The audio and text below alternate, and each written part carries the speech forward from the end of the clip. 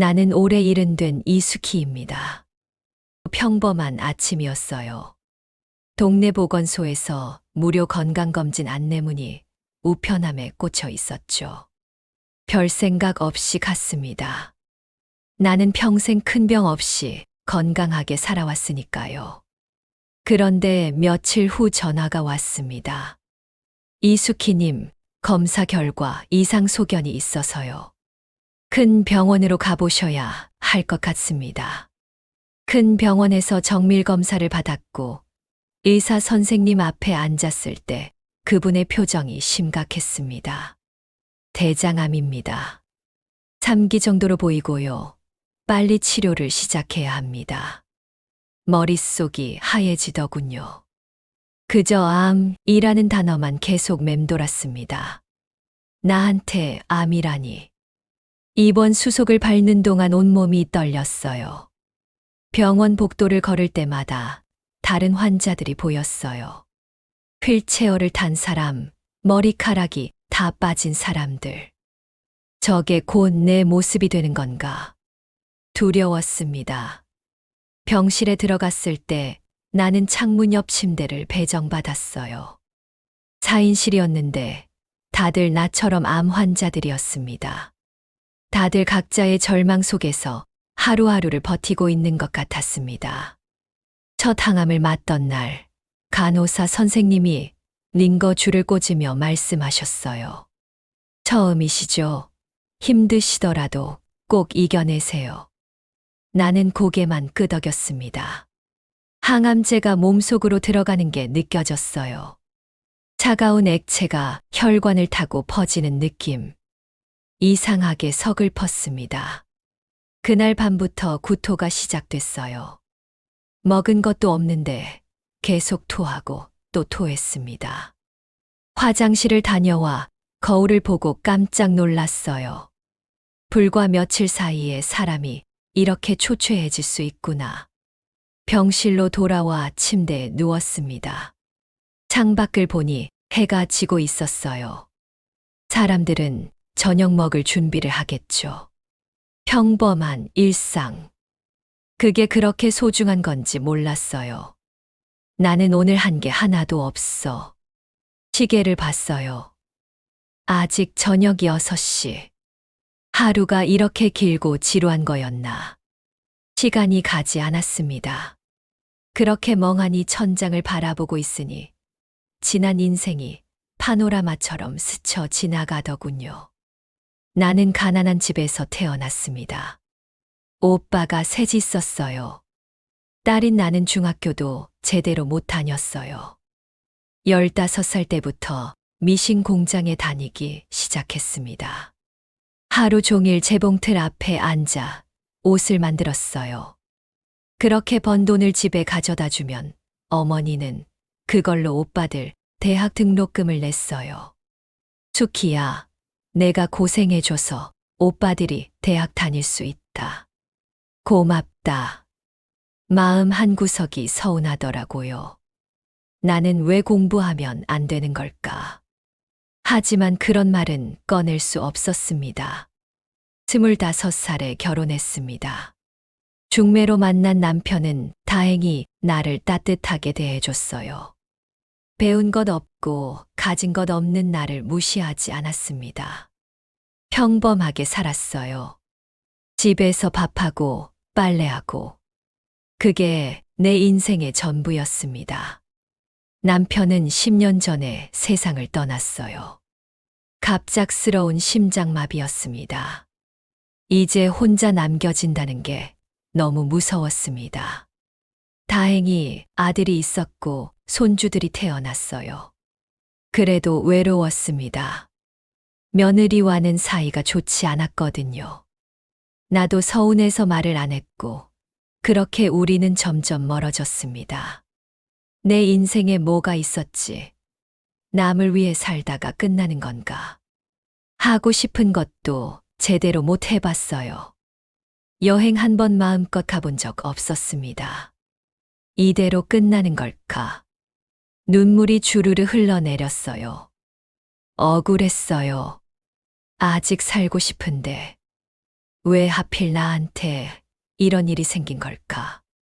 평생 착하게 살았는데 옆 침대 환자가 조용히 휴지를 건네줬어요.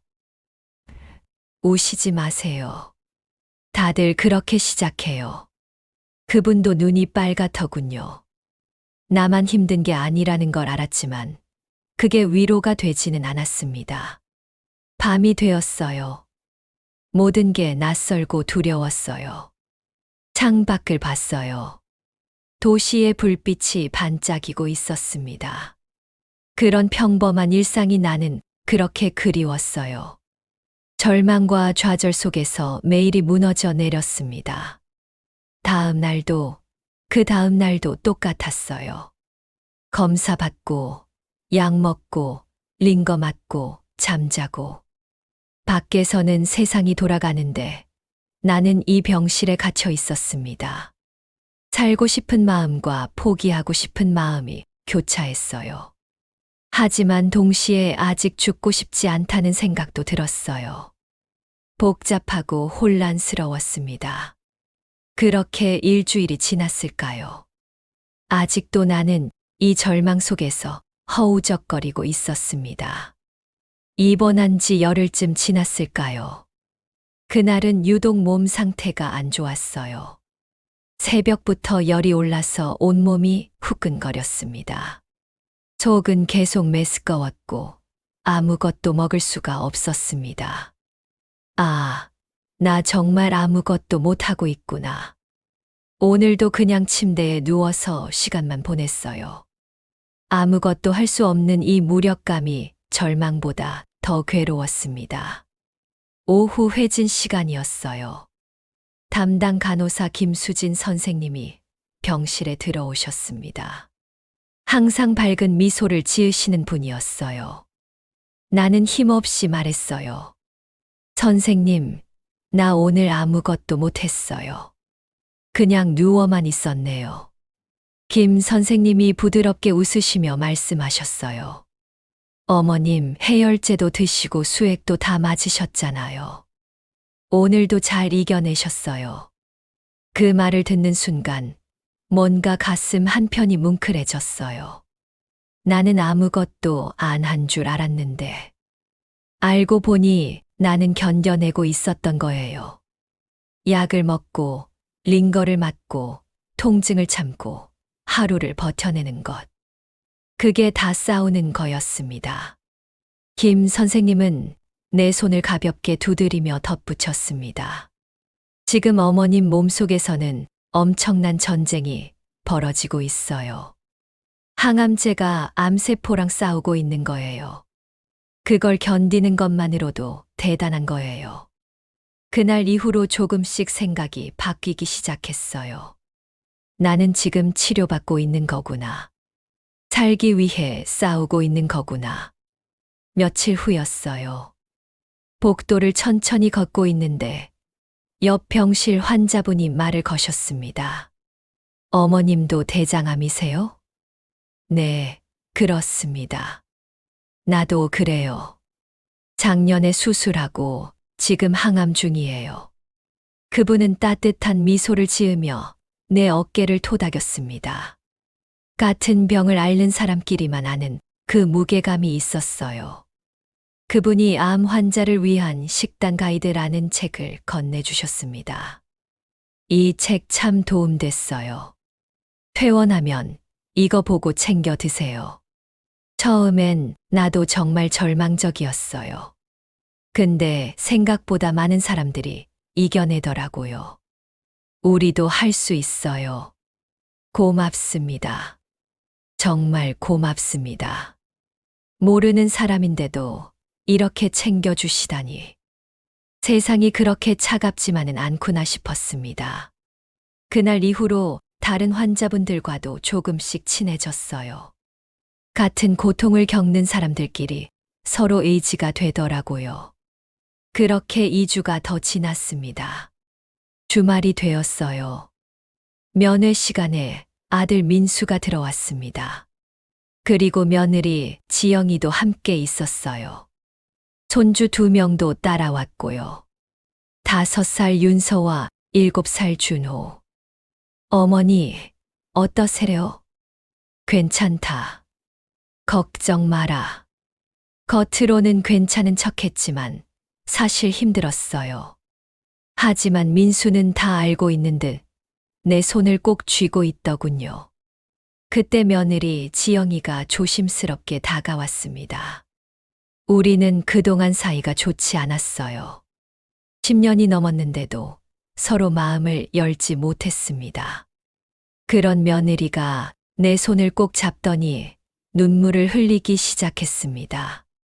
어머님, 제가 어머님 미워했던 게 아니에요. 지영이의 목소리가 떨렸어요.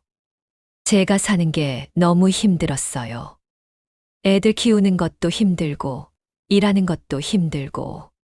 그러다 보니까 항상 예민했고 화가 많았어요. 어머님한테도 짜증내고 불친절하게 대했죠. 정말 죄송해요. 며느리가 내 손을 더 세게 잡았습니다. 이제 더 잘할게요. 어머님 꼭 건강해지셔야 해요. 그 순간 내 눈에서도 눈물이 흘러나왔어요.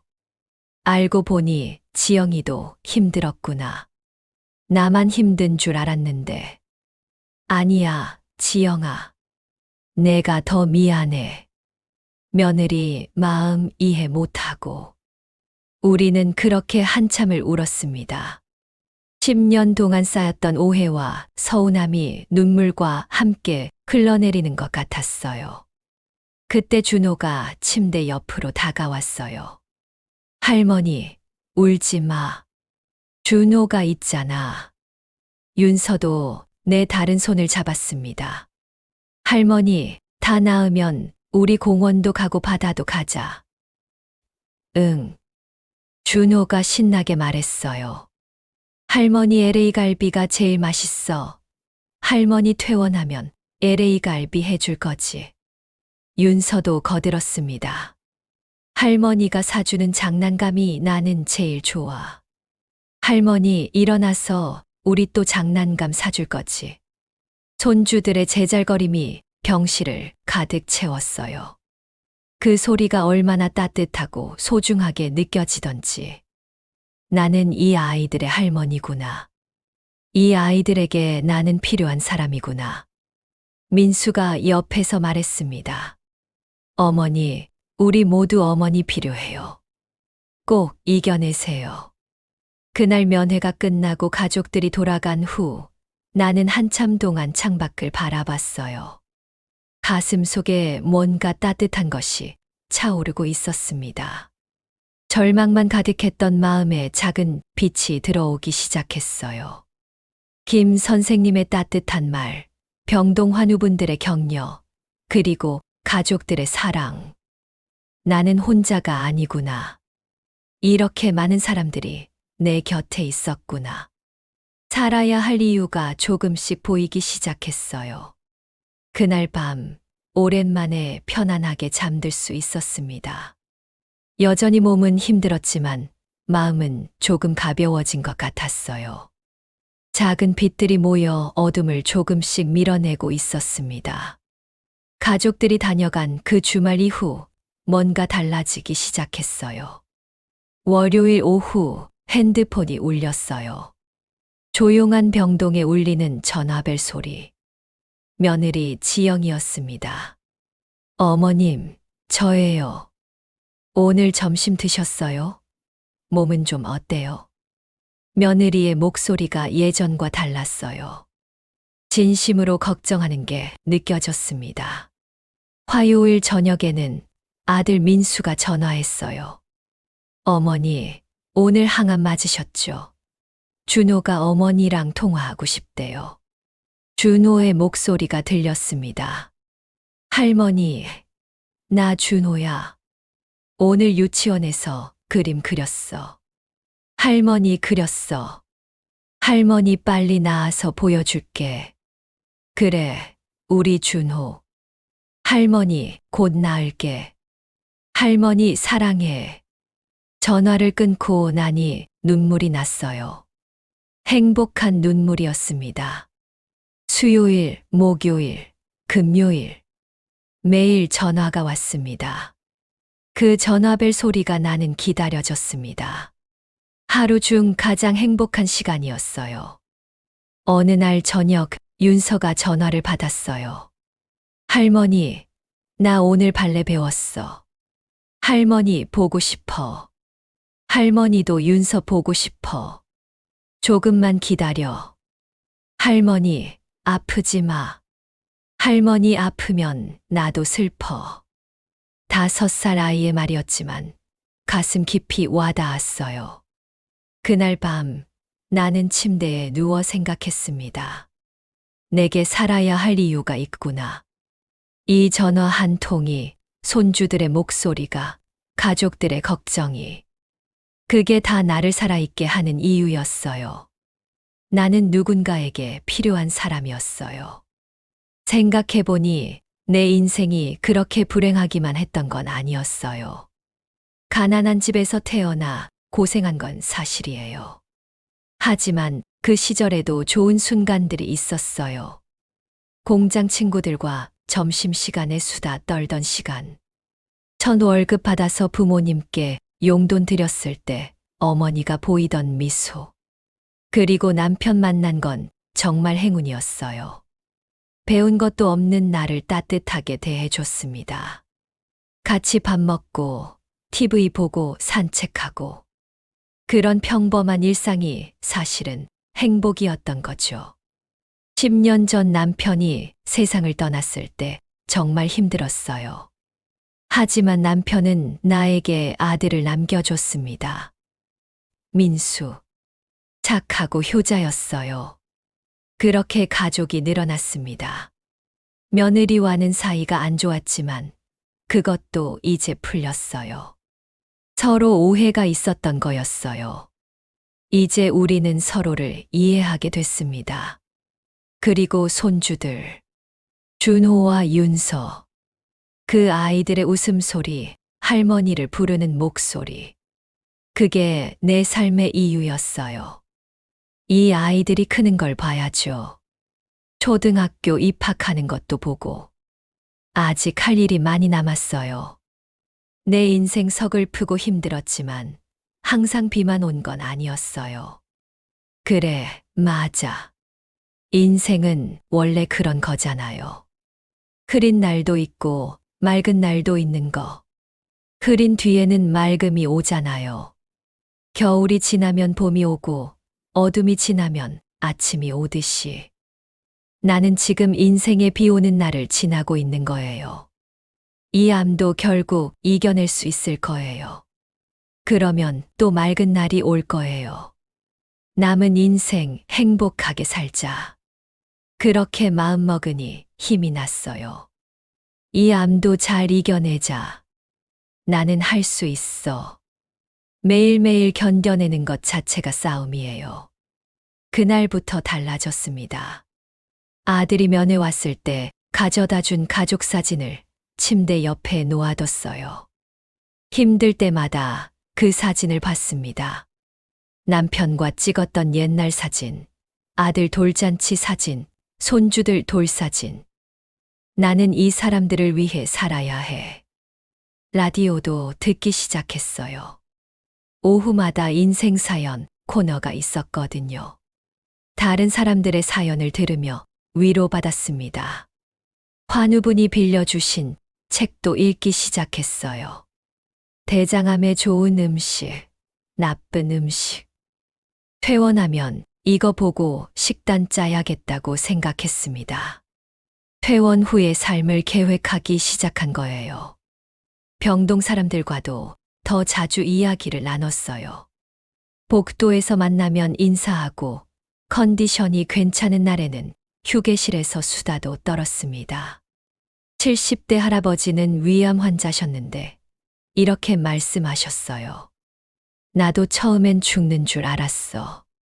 치료받다 보니까 희망이 보이더라고. 절망 속에서도 희망은 있는 거야. 50대 아주머니는 유방암이셨는데 항상 밝게 웃으시는 분이었어요. 우리 다 이겨내요. 나중에 다 나으면 같이 밥 먹어요. 이렇게 서로 의지하면서 하루하루를 채워갔습니다. 항암 치료는 여전히 힘들었어요. 토하고 머리카락 빠지고 온몸이 아프고. 하지만 예전과는 달랐습니다. 이제는 목표가 있었으니까요. 이겨내야 할 이유가 있었으니까요. 두 번째 항암을 맞던 날, 링거를 맞으면서 생각했어요. 이게 끝이 아니야. 이건 새로운 시작이야. 암 진단받았을 때는 인생이 끝난 줄 알았어요. 하지만 지금 보니 그게 아니었습니다. 오히려 인생을 다시 생각하게 만드는 계기였어요. 무엇이 중요한지, 누가 소중한지, 어떻게 살아야 하는지. 그런 걸 깨닫게 해준 거예요.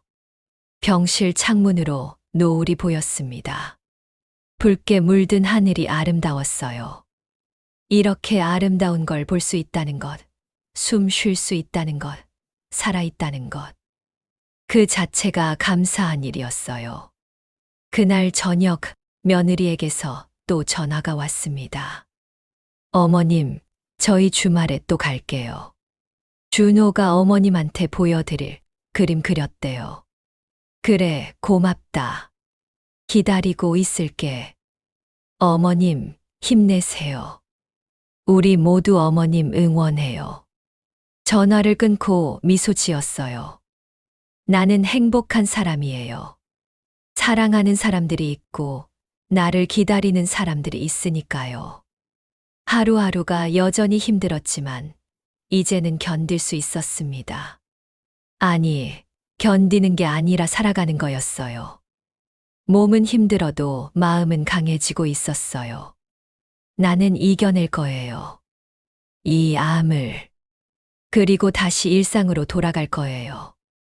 손주들과 공원도 가고, 바다도 가고, LA 갈비도 해주고.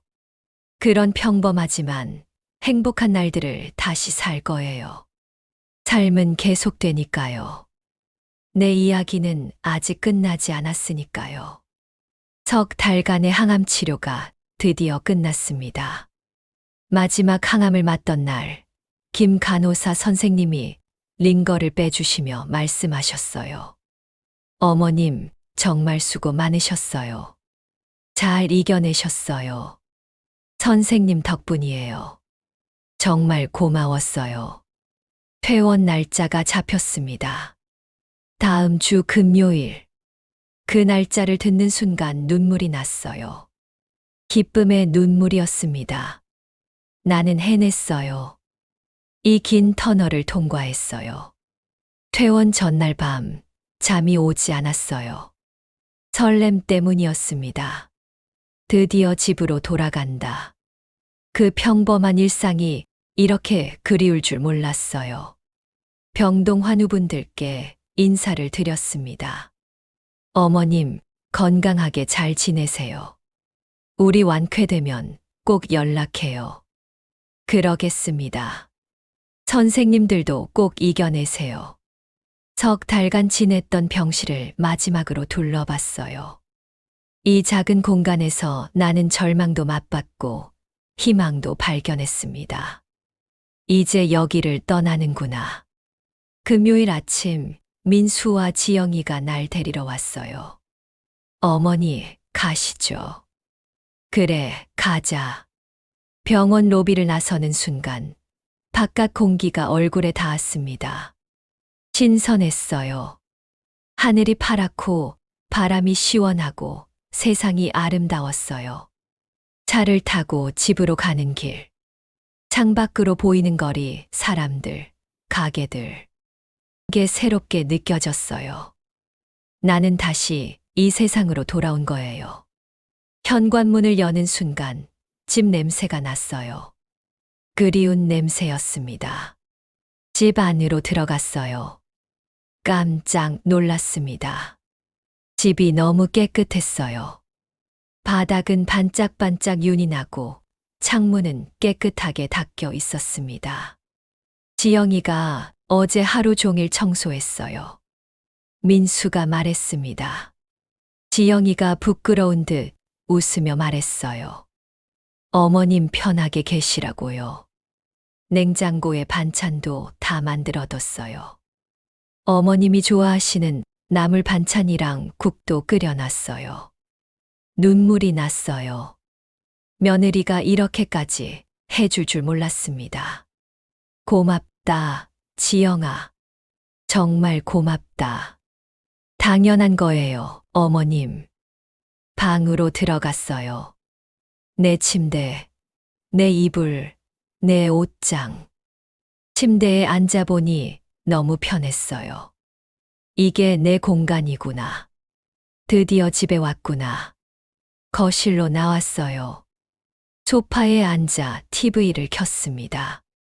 평범한 오후 예능 프로그램이 나오고 있었어요. 이런 평범한 걸 할 수 있다는 게 행복했습니다. 저녁 때 손주들이 왔어요. 준호와 윤서가 현관문을 열고 뛰어들어왔습니다. 할머니, 우리 준호, 윤서. 아이들이 내 품에 안겼어요. 따뜻했습니다. 이 순간이 너무 소중했어요. 할머니, 나 그림 그렸어. 할머니 줄 거야. 준호가 알록달록한 크레파스로 그린 그림을 꺼냈어요. 할머니와 손주들이 공원에서 노는 그림이었습니다. 우와, 우리 준호가 이렇게 잘 그렸어. 윤서도 자기가 만든 목걸이를 내밀었어요. 색종이로 만든 작은 목걸이였습니다. 할머니, 이거 해봐. 내가 만들었어. 그래, 고마워. 목걸이를 목에 걸었어요. 손주들이 박수를 쳤습니다. 할머니 예뻐. 그날 저녁 온 가족이 둘러앉아 밥을 먹었어요. 지영이가 준비한 음식들. 집밥이 이렇게 맛있는 줄 몰랐습니다. 맛있다. 지영아, 정말 잘했다. 천천히 드세요, 어머님. 가족들이 돌아간 후 혼자 남았습니다. 조용한 집. 예전에는 이 고요함이 외로웠는데 이제는 평화로웠어요. 창문을 열었어요. 시원한 바람이 들어왔습니다. 핸드폰이 울렸어요. 옛 친구 순자였습니다. 수키야, 나야. 퇴원했다며? 축하해. 응, 순자야. 오늘 집에 왔어. 다행이다, 정말. 수키야, 우리 이번 봄에는 꽃놀이 가자. 여의도 벚꽃 보러 가자. 봄. 꽃놀이. 예전엔 그냥 지나쳤을 말인데 지금은 달랐어요. 봄을 볼 수 있다는 것. 꽃을 볼 수 있다는 것. 그게 얼마나 축복인지 이제 알았습니다. 그래, 가자. 꼭 가자. 약속이다. 나 은이랑 미자도 부를게. 우리 넷이서 가는 거야. 전화를 끊고 달력을 봤어요. 지금은 11월. 겨울이 오고 있었습니다. 그리고 겨울이 지나면 봄이 오겠죠. 내년 봄. 나는 그 봄을 볼 수 있을 거예요. 살아야 할 이유가 있습니다. 내년 봄 꽃놀이를 위해서. 손주들이 크는 걸 보기 위해서. 며느리와 더 가까워지기 위해서. 친구들과 수다 떨기 위해서. 이 세상의 아름다운 것들을 더 보기 위해서. 올 겨울도 잘 이겨내야죠. 힘들겠지만 할 수 있어요. 이미 해냈으니까요. 창밖을 봤습니다. 해가 지고 있었어요. 하늘이 붉게 물들어 있었습니다. 아름다웠어요. 노을을 보며 생각했습니다. 나는 참 행복한 사람이다. 살아있다는 것. 숨 쉴 수 있다는 것. 밥을 먹을 수 있다는 것. 사랑하는 사람들이 있다는 것. 나를 기다리는 사람들이 있다는 것. 그것만으로도 충분히 감사한 일이에요. 인생은 때로 우리를 시험합니다. 예상치 못한 질병으로, 고통으로, 절망으로. 나도 그랬어요. 대장암 진단을 받았을 때 세상이 무너지는 줄 알았습니다. 하지만 그 속에서 우리는 진짜 소중한 것들을 발견하게 됩니다. 평범한 일상이 얼마나 소중한지, 가족이 얼마나 고마운지, 살아있다는 것 자체가 얼마나 축복인지, 그런 걸 깨닫게 돼요. 가난하게 태어나 고생하며 살았지만 그게 전부가 아니었어요. 따뜻한 남편이 있었고, 효자 아들이 있었고, 이제는 며느리와도 화해했고, 사랑스러운 손주들이 있어요. 좋은 친구들도 있고요. 내 인생은 불행하지 않았어요. 힘든 순간도 있었지만 행복한 순간도 많았어요. 그리고 앞으로도 행복한 순간이 더 많을 거예요. 침대에 누웠습니다. 내 이불, 내 베개. 너무 편했어요. 눈을 감았습니다. 내일 아침이 기다려졌어요. 내 집에서 맞이하는 아침. 창문을 열고 아침 공기를 마시고 부엌에 가서 밥을 짓고. 그런 평범한 하루. 그게 행복이에요. 그게 삶이에요. 나는 살아 있습니다. 그리고 살아갈 겁니다. 감사하며 사랑하며 행복하게. 나는 참 행복한 사람입니다.